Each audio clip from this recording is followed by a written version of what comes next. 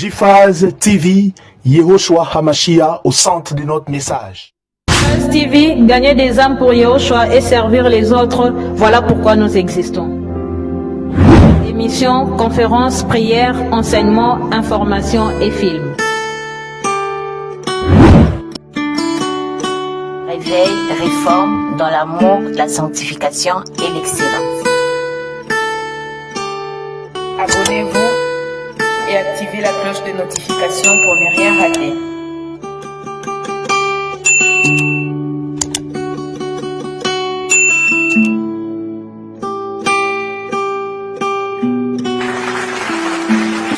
Surnaturel est le naturel pour toi, mon Dieu.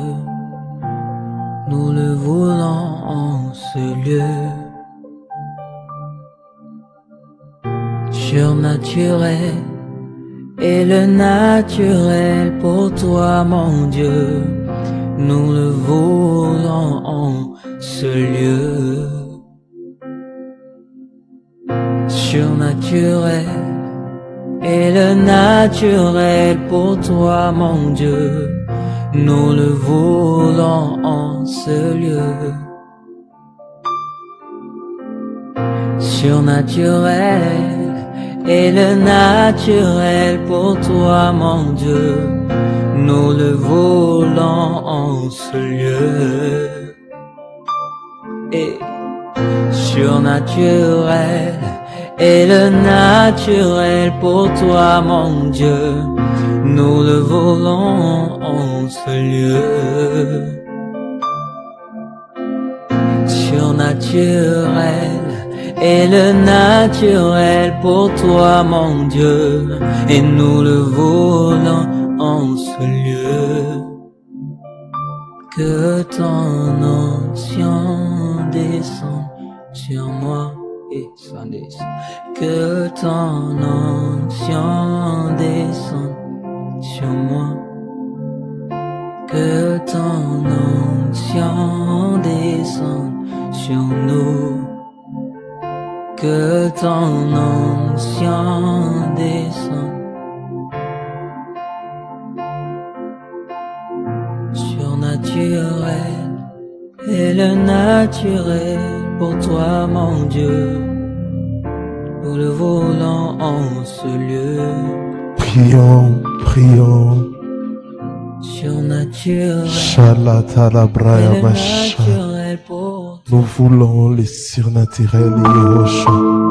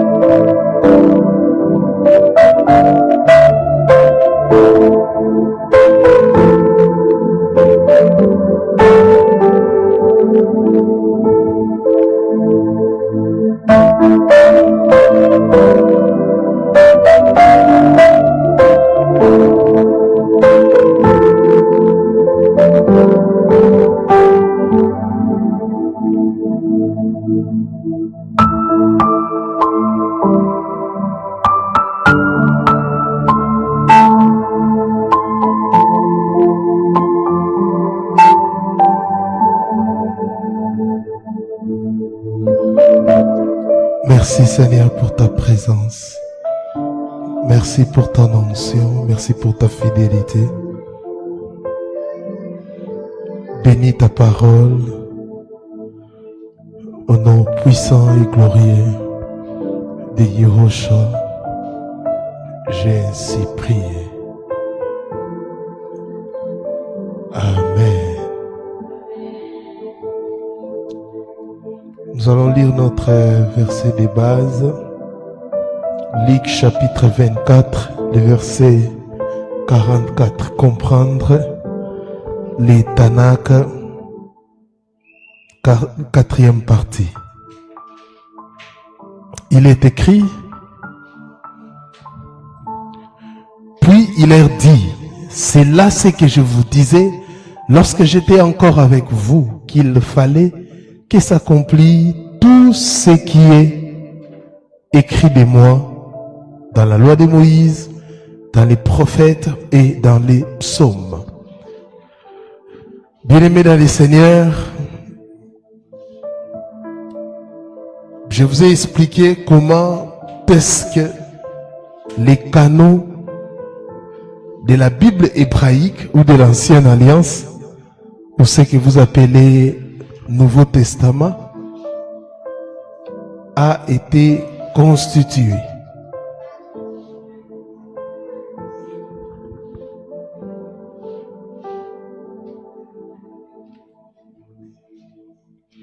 Et quand Yahushua parle, il fait allusion à la Bible hébraïque. Le Seigneur parle même de la division de la Bible hébraïque. Quand il dit la loi de Moïse dans les prophètes et les psaumes ou les autres écrits, dans la Torah, les Nevi'im et les Ketuvim. Là, c'est la division de la Bible hébraïque. C'est la division de la Bible hébraïque. Et le mardi passé, nous avons parlé de la constitution des canons bibliques. Et particulièrement, nous avons parlé du Tanakh. On a expliqué comment le Tanakh a été constitué.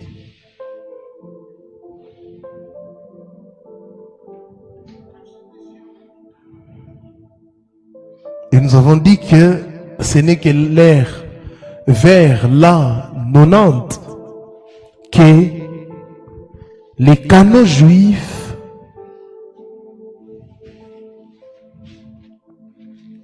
les canons définitifs de la Bible hébraïque furent arrêtés, rejetant au passage les apocryphes. Et pour ce soir, comme prévu, je vous avais dit que nous allons parler de la Torah. La première partie. La Torah. La Torah de Moïse. La loi de Moïse. Je vous ai expliqué la fois passée comment les Massorètes ont fait un grand travail pour que nous puissions avoir la Bible hébraïque ou l'Ancien Testament, ce que nous avons. Partie de la Torah. ou les Pentateuques.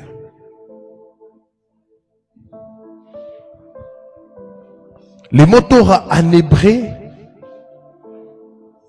ou le sens de ces mots, est donc enseignement, doctrine ou instruction. Moïse, Moshe, était prophète, mais il a donné au peuple la doctrine, l'enseignement, l'instruction. Quand on exerce le ministère prophétique, ce n'est pas avoir un don de prophétie. Les dons de prophétie, Elohim peut les donner à qui? Elohim peut les donner à toute personne qui est disposée. Elohim peut les donner à toute personne qui est disposée. Mais les ministères prophétiques, quand la Bible dit, il parle des 5 ministères dans Éphésiens chapitre 4, Elohim a fait des dons aux hommes, les uns comme pasteurs, prophètes et consorts. Vous connaissez la suite, mais c'est pour le perfectionnement des saints. On ne dit pas c'est pour donner des prophéties aux gens. On parle de perfectionnement des saints. Les 5 ministères, c'est donné et d'abord donné pour le perfectionnement des saints. Donc, doctrine ou Torah veut dire enseignement, instruction ou doctrine. Enseignement, instruction ou doctrine. La Torah est, selon la tradition du judaïsme, l'ensemble divin, ou l'enseignement divin transmis par Elohim à Moïse sur le mont Sinaï et retransmis au travers de ces 5 livres.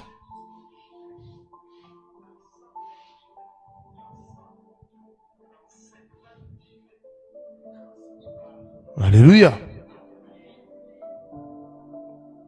Genèse, Exode, Lévitique, Nombre et Deutéronome. Genèse, Exode, Lévitique, Nombre et Deutéronome. Transmis par Yahweh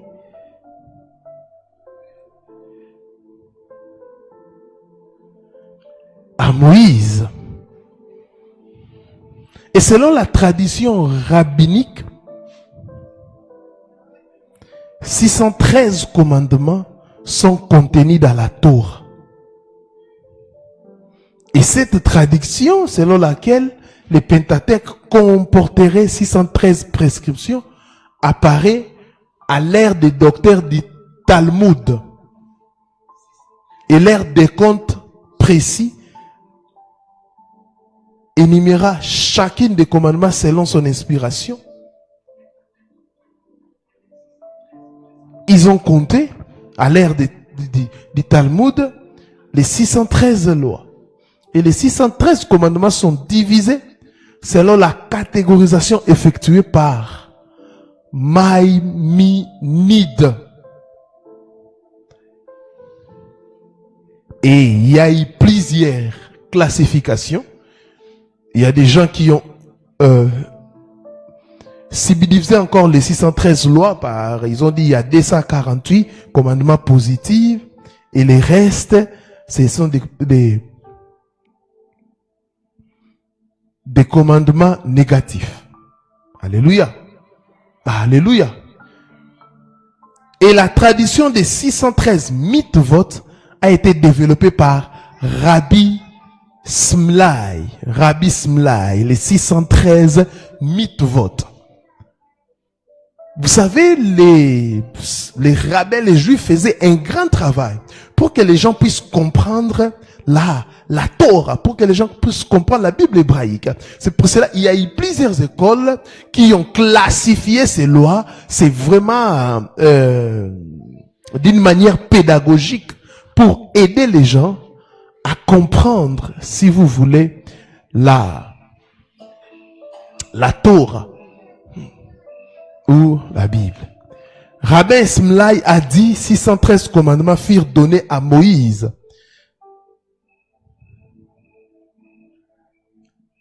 « 665, tu ne feras pas égaux au nombre des jours de l'année solaire. » Et 248, tu feras correspond aux membres du corps.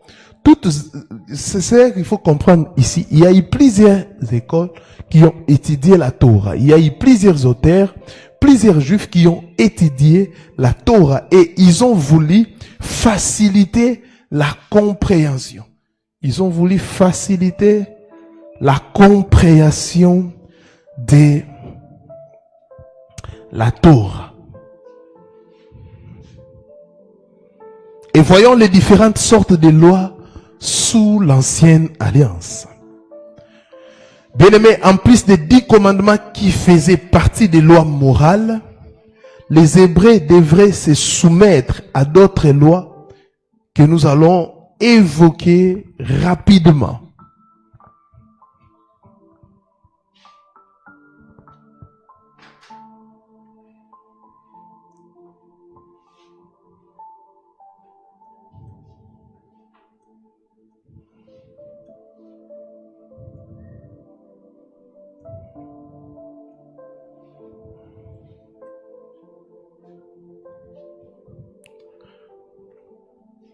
Nous avons les lois cérémonielles.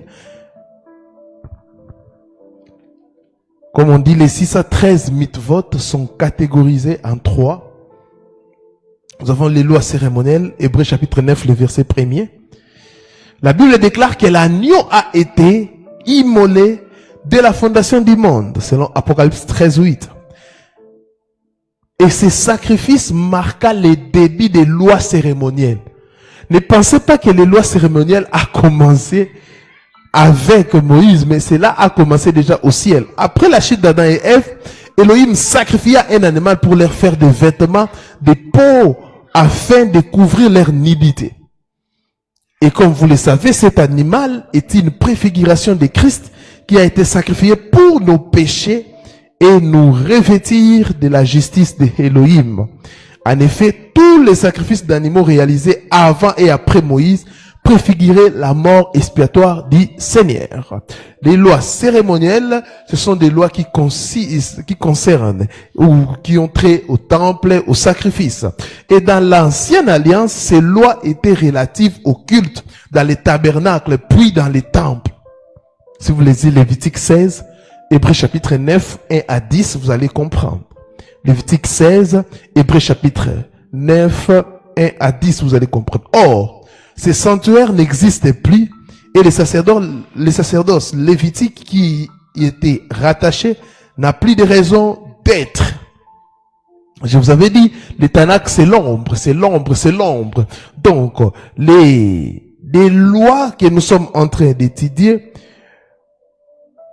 vous devez comprendre que les lois cérémonielles ont été abolies à la croix de accomplies plutôt à la croix de Golgotha. Et dans la nouvelle alliance, Christ a fait de ses enfants une habitation de Dieu en esprit et un royaume des rois et des sacrificateurs. Hébreux chapitre 8, le verset 13e. En parlant d'une nouvelle alliance, il déclare ancienne la première. Or, ce qui est devenu ancien a vieilli et près de disparaître. Dans la Torah de Moshe, nous avons des lois cérémonielles, des lois qui concernent les temples, les sacrifices, les tabernacles. Quand vous lisez la Torah de Moïse, la Torah de Moshe, vous pouvez vous-même identifier des lois cérémonielles.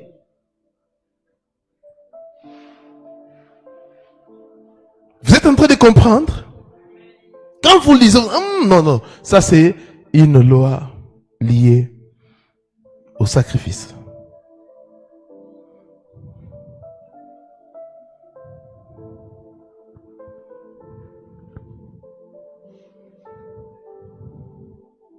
Donc je crois que c'est clair. Deuxièmement, nous avons les lois morales. Exode chapitre 21 à 27. Nous avons les lois morales.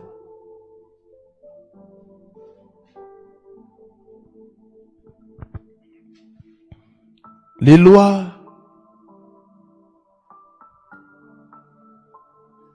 morales.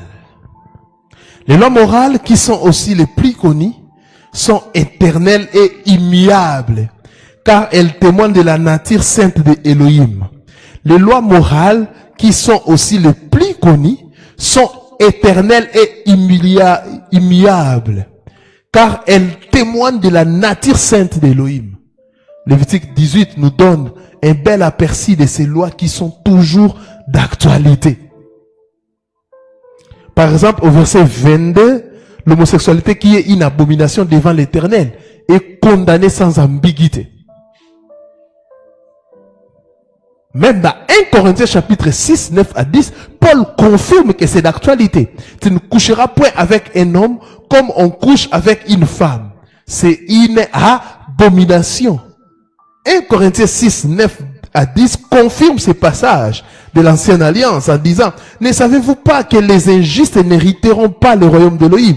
Ne vous y trompez pas, ni les débauchés, ni les idolâtres, ni les adultères, ni les dépravés, ni les homosexuels, ni les voleurs, ni les cupides, ni les ivrognes, ni les insulteurs, ni les accapareurs n'hériteront le royaume d'Elohim. Donc, la moralité selon Elohim exige également que nous découvrons pas la nudité de nos parents et celle d'autres personnes, à l'exception des époux, bien évidemment. Précisons toutefois que les futurs époux ne doivent pas se voir ni avant les mariages. C'est écrit aussi dans la Torah. Toutes ces choses, vous ne pouvez pas dire que c'est aboli. Les lois morales sont d'actualité.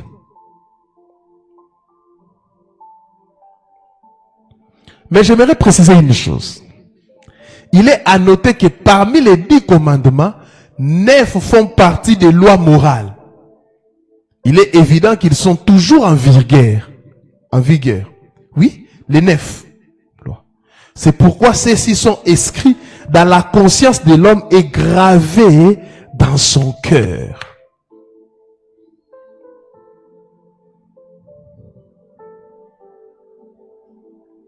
Hébreux chapitre 8, le verset 10e. Or, voici l'alliance que je traiterai avec la maison d'Israël. Après ces jours-là, dit le Seigneur, je mettrai mes lois dans leur esprit et je les écrirai sur leur cœur. Je serai leur Elohim et ils seront mon peuple. Là, c'est la parole du Seigneur. Écoutez une parenthèse. Si vous lisez la loi de Moïse, vous allez comprendre que à chaque moment, Elohim insistait à ce que les gens puissent bien garder la loi. Donc, 9 commandements sont en vigueur. Et je vais vous expliquer que il y a un commandement qu'on ne peut plus respecter. Concernant les jours du Seigneur. Tu honoreras les jours du Seigneur. Alléluia. Parce que les sabbats, c'était l'homme des choses à venir. Troisième catégorie des lois, les lois sociales ou civiles. Les lois sociales ou civiles. Exode chapitre 21, 1 à 36. Exode chapitre 21, 1 à 36. Il s'agit des lois civiles régissant la vie sociale d'Israël et qui par conséquent concernaient exclusivement les Israélites. Parce qu'il y a des gens aujourd'hui, l'Église se comporte comme étant des Juifs. Il y a une différence entre l'Église et les Juifs. Et vous devez le savoir. Elle intervenait entre autres dans les domaines domestiques, sanitaires, législatifs. Il s'agit donc d'une sorte de code civil qui régissait la vie quotidienne du peuple hébreu. Les croyants de la Nouvelle Alliance n'ont donc aucune obligation de s'y soumettre. Vous voyez comment la Torah de Moshe se compose. Et cette composition, ça va vous aider. Premièrement, j'ai dit quoi? Les lois cérémonielles, les lois morales, les lois,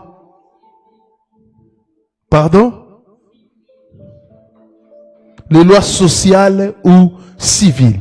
Donc, quand vous êtes devant la Torah, vous êtes devant le Pentateuque, vous êtes devant la loi, vous pouvez identifier, ça, il s'agit de la loi cérémonielle.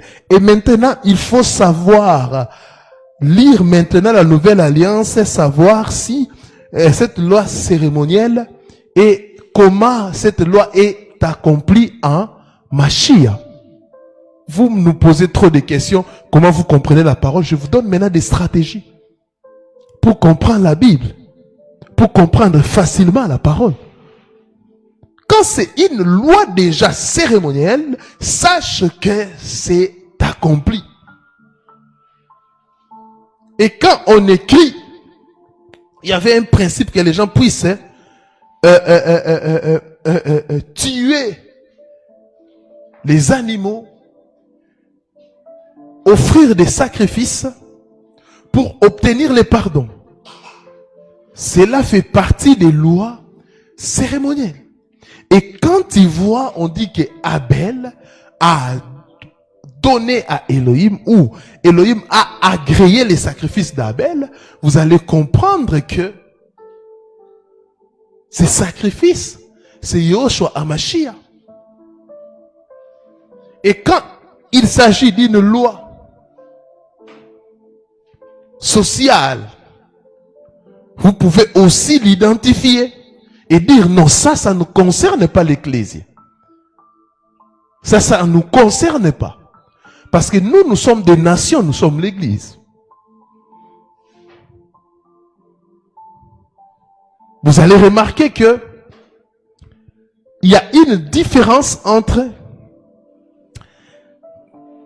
j'avais vraiment parlé aussi de ça le mardi prochain, la sacrificature aaronique ou lévitique est différent de la sacrificature de Yehoshua ou les sacerdoces lévitiques. C'est vraiment différent du sacerdoce royal. Si vous prenez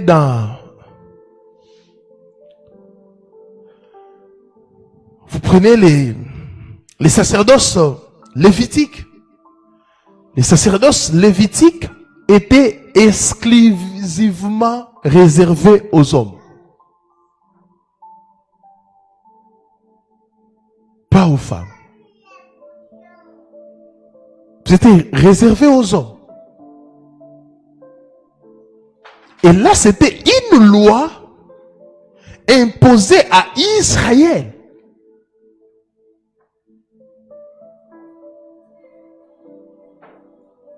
Mais vous allez voir aujourd'hui les gens dire que oh, la femme ne peut pas avoir un ministère. Mais là, c'est la folie. C'est quoi un ministère? Tout chrétien a un ministère qu'il exerce. La Bible dit, il a fait de nous des sacrificateurs. Il a fait de nous hommes et femmes des sacrificateurs, c'est-à-dire des gens qui peuvent exercer la sacrificature.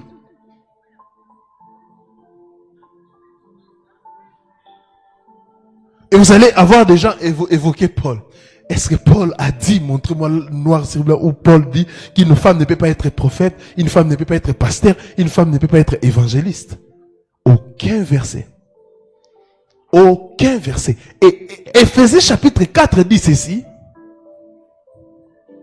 Éphésiens chapitre 4 dit, il est monté au ciel et il a fait des dons aux hommes.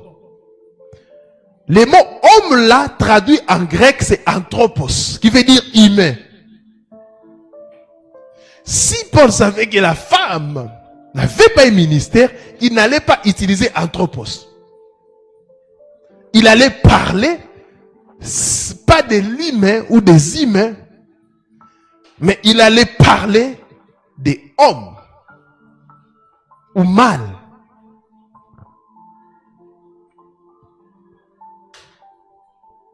J'entre pas dans les détails parce que je vais expliquer ça, parce que plusieurs donnent des versets. Non, 1 Timothée 2, Timothée dit,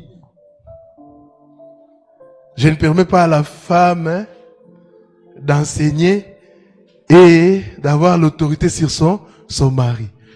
On parle de quelle femme là-bas? Les mots là, grec, c'est goun. On parle de la femme mariée. Pas de la femme en général. On parle de la femme mariée. C'est pour cela, si vous lisez la suite, vous allez voir dans l'épître de Paul, Paul aussi fait allusion à Ève et à Adam. Il parle de la femme mariée.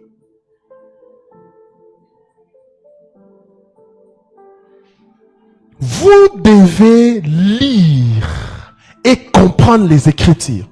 Au temps de la fin, si vous ne lisez pas, les Écritures, bien aimés, vous allez être perdus.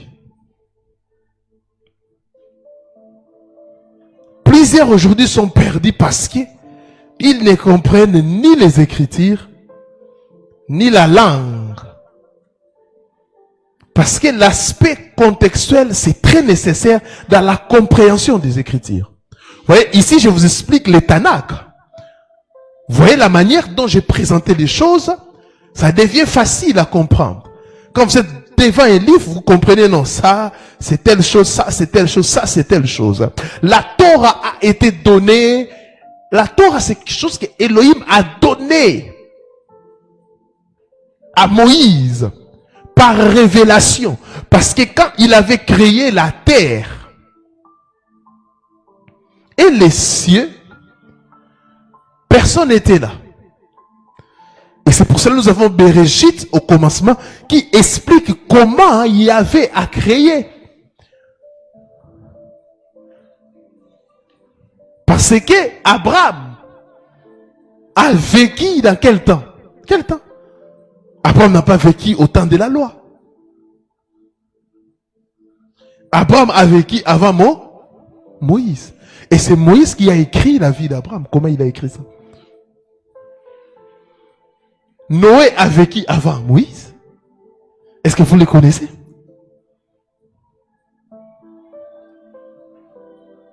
Adam et Ève ont vécu avant Moïse.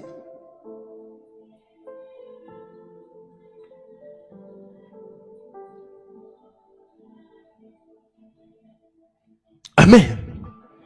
Les Tanakh, c'est un livre, comme je vous avais dit, historique, parce que nous voyons l'histoire, mais aussi c'est un livre prophétique. Ça parle des noms. Et tout ce qui est écrit dans les Tanakh doit nous ramener ou doit nous amener vers l'agneau d'Élohim qui ôte les péchés du monde.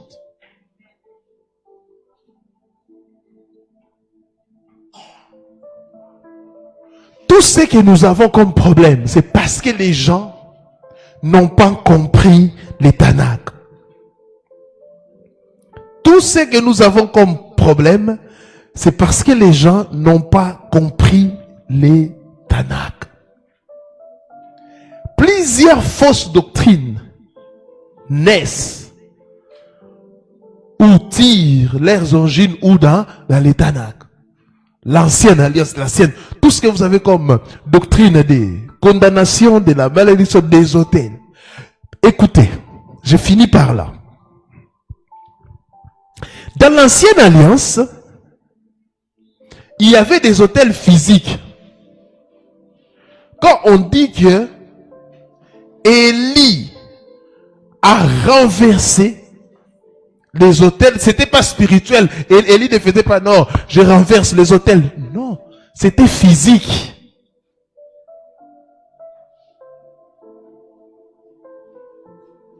La notion des autels, dans l'ancienne alliance, c'était quelque chose de physique. Et maintenant, à la croix, dans la nouvelle alliance, c'est accompli. Quand on dit, tel a renversé le ciel, Yehoshua Hamashiach à la croix de Golgotha, il a vaincu les diables. Il a vaincu les démons. Mais aujourd'hui, il y a des gens, parce qu'ils n'ont pas compris l'ancienne alliance, ils commencent à prêcher les autels.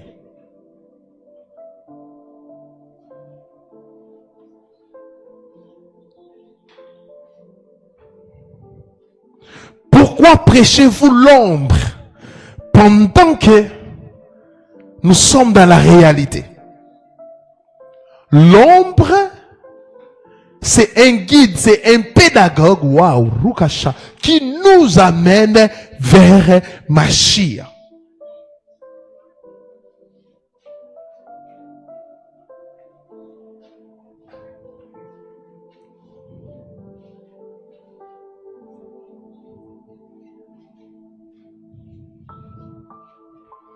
Elohim a créé. L'homme s'est rébellé. Yahweh a commencé à manifester les plans des salis. Par des signes, par des images, par des hommes, par des mouvements même, des mouvements. Parce que la traversée des enfants d'Israël sur la mer Rouge, c'est aussi prophétique. C'est prophétique.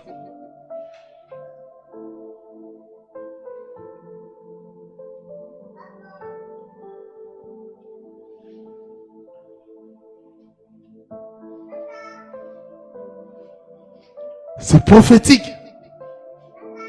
Je vous avais dit même Pharaon, c'est prophétique. Et quand on dit aujourd'hui Égypte, ce n'est pas l'Égypte physique. Il y a eu des événements, des lieux que Yahvé a permis que les patriarches puissent marcher afin de nous expliquer des réalités spirituelles. Quand on parle de l'Égypte, et l'Égypte c'est le monde.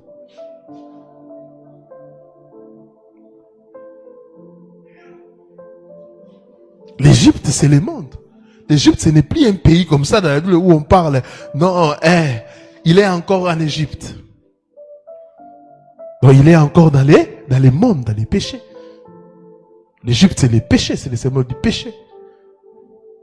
Les enfants d'Israël en captivité en Égypte, c'est là aussi, c'est la préfiguration, cela symbolise notre état initial. Nous étions pécheurs. Alléluia. Nous étions pécheurs.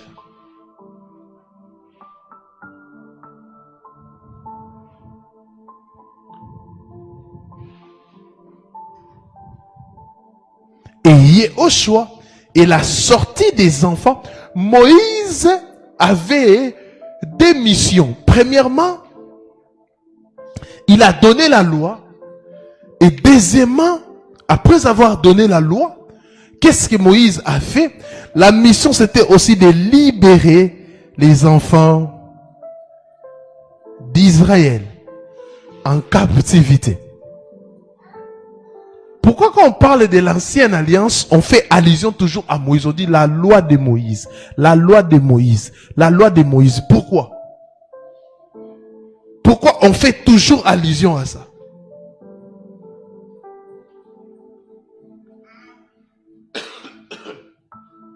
Parce que vous allez remarquer, en réalité, c'est comme si l'ancienne alliance a été traitée avec Moïse. Avec les enfants d'Israël représentés par Moïse. Parce que l'apôtre Paul, quand il écrit, il dit que la mort a régné depuis Adam jusqu'à Moïse. Quand il dit jusqu'à Moïse, c'est jusqu'à la fin de la loi. C'est Moïse qui représente la loi. Et même Moïse, c'est la préfiguration de Yehoshua à Mashiach. Ah oui, Moïse avait la mission de donner la loi, l'enseignement, Torah, l'enseignement, la doctrine.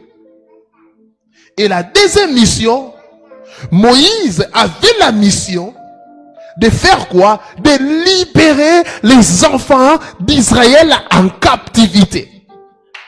Il est la préfiguration de Yehoshua à Mashiach parce que Yehoshua a donné aussi l'enseignement, a enseigné l'air à observer. Et il nous a délivrés des puissances des ténèbres. Moïse, c'est la préfiguration de Yehoshua à Mashiach. C'est pour cela il disait que je suis plus grand que Moïse. Pourquoi? La vie de Moïse, c'était une représentation de ma personne. Les deux missions. Mais Moïse était limité car Moïse a libéré seulement des Juifs. Mais la Bible dit, Yehoshua a libéré des gens de toute langue, de toute race. Alléluia. Il est le sauveur de l'humanité. Mais Moïse, son salut se limite seulement aux Juifs. Et l'enseignement de Moïse ne donne pas la vie parce que c'était l'ombre. Et c'est l'enseignement de Yehoshua qui donne la vie. C'est pour cela qu'il dit, quiconque croit à mes paroles, il le vivra. Mes paroles sont, il a dit quoi? Mes paroles sont vérité et vie.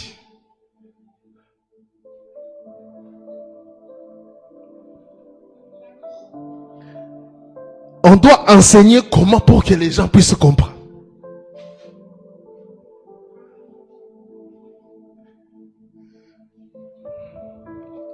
Dites à vos prophètes de venir apprendre. Et on m'a appris aussi que des consultations au niveau des CNPP, c'est gratuite. Donc, amenez vos prophètes pour aller se soigner. Vous pouvez aussi vous soigner, c'est vraiment... oui, c'est gratuit. Je crois que l'État a bien fait parce que aujourd'hui, si toi Kinshasa, la majorité des gens ne sont plus vraiment normaux. Allez-y, lundi, mercredi, allez vous soigner. Allez vous faire soigner.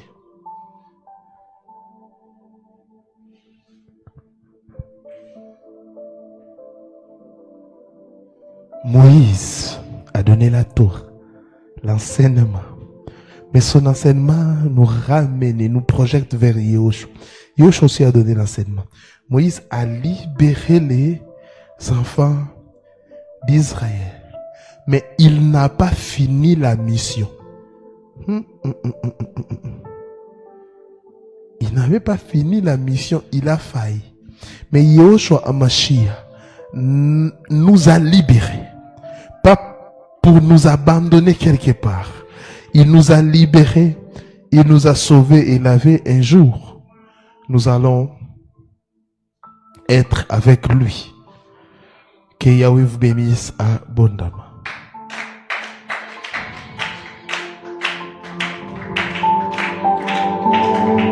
Tenons debout, nous allons prier.